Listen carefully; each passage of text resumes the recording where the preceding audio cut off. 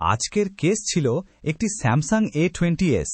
Customer phone নিয়ে আসে charging সমস্যার জন্য। ফোনে চার্জিং এরর দেখাচ্ছিল, হঠাৎ করে 0% হয়ে যেত, মাঝে মাঝে নিজে নিজেই অফ হয়ে যেত।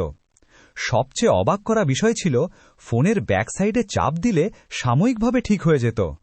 প্রথমে বেসিক চেকিং করা হলো, ব্যাটারি চেঞ্জ করে দেখা হলো, সাববোর্ড টেস্ট করা হলো, কানেক্টর ও ফ্লেক্স সব ঠিক ছিল, তবুও সমস্যার স্থায়ী সমাধান পাওয়া যাচ্ছিল না।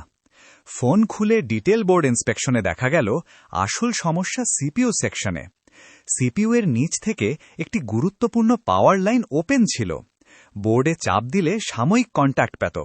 এই কারণেই কখনো চার্জ, কখনো 0%, কখনো অফ হয়ে যাচ্ছিল। রিস্ক নিয়েই সিপিইউ কেয়ারফুল হিট দিয়ে লিফট করা হলো। মাইক্রোস্কোপের নিচে লাইন ট্রেস করে ওপেন পয়েন্ট শনাক্ত করা হয়।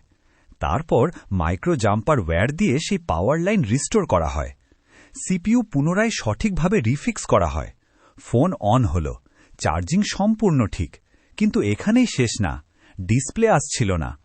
আবার চেকিং করে দেখা গেল ডিসপ্লে লাইনেও সমস্যা। আবার সিপিইউ নিচ থেকে জাম্পার করতে হল। এলসিডি আসার পর দেখা গেল টাচ কাজ করছে না। পুনরায় লাইন ট্রেস করে দেখা গেল টাচ লাইন ওপেন। সেখানে আবার মাইক্রো জাম্পার দিয়ে কানেকশন রিস্টোর করা হয়। ফাইনালি চার্জিং পারফেক্ট, 0% ইস্যু সম্পূর্ণ শেষ। এলসিডি ফুল ওকে, টাচ সম্পূর্ণ কার্যকর, ফোন সম্পূর্ণ স্টেবল। একটি ফোনে 3টে জাম্পার, সবগুলোই সিপিইউ এর নিচ থেকে। ডিপ লেভেল রিপেয়ার মানে শুধু পার্টস পরিবর্তন নয়, বোর্ডের ভিতরের লুকানো সমস্যাকে খুঁজে বের করে সমাধান করা।